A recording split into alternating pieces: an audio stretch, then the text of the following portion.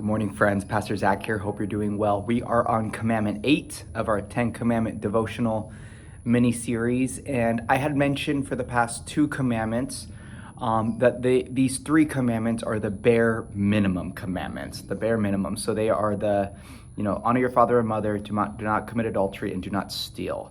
So scholars have argued that these are the bare minimum things that one has to do in order to maintain a just society.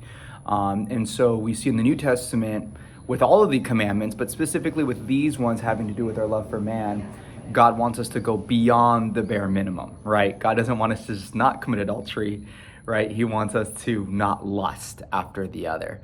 And then the same with the honor the father and mother commandment. There's some interesting passages in the New Testament where, it seemed like the Pharisees, Jesus addressed the Pharisees because basically they were just paying off their families financially and then not actually having to care for them. So there's some interesting conversations to be had with these in the New Testament. Jesus kind of adds to them. But anyways, with this one, thou shalt not steal, it's a rather interesting one. And the first 4 commandments have to do with our love for God. The last 6 have to do with our love for man. And so not stealing is a basic respect for how we treat man. It's for how we treat each other. To not take from them what isn't ours. And that just seems like a pretty simple commandment, to not steal. Now, there's a lot of different applications we can pull from that. Not stealing, not taking what we don't have, ensures that we rely upon God for what we need. We trust that God will give us what we need. But also, secondly, it's really interesting, Leviticus chapter 19, which adds to Exodus 20 civilly. It adds to the commandments from a civil sense. It's Moses and God's renditions of the 10 commandments for Israel in a different time and place and how to apply these commandments civilly and socially.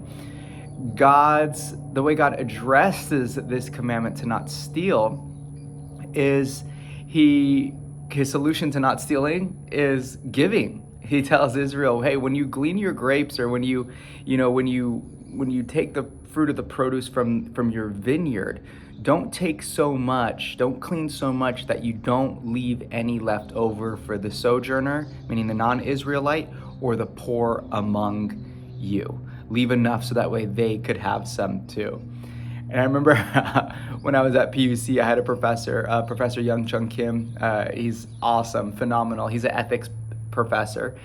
And he would teach this one class where they would practice, making grape juice. We lived at PUC's up in Napa Valley, so, there's vineyards all around. And we would take grapes and squish them with our feet to kind of, simulate what it would have been like in Jesus' day to make grape juice. Well, one of the things that was funny is one day one of my friends goes, hey, Professor Kim, where did you get these grapes from? And he goes, oh, I got them for free.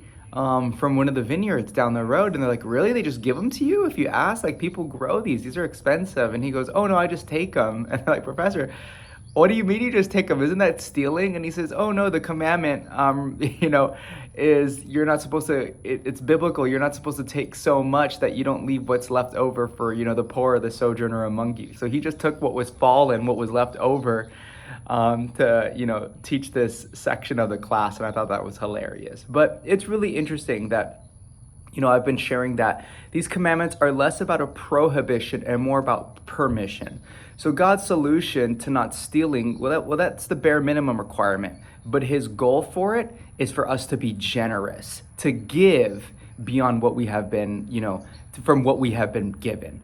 So today, if you're feeling, if you're feeling covetousness, if you're feeling like you have lack in your life, maybe look in the areas of your life where God has been generous to you and ask yourself, where can I be generous to? The solution, I believe, to taking and stealing, God says, is generosity. So let us be generous today. And that's not just financially, but maybe that's with our time, our resources, or our talents. Let us ask ourselves, where can we be generous so we are not robbing others of the gifts that God has given us?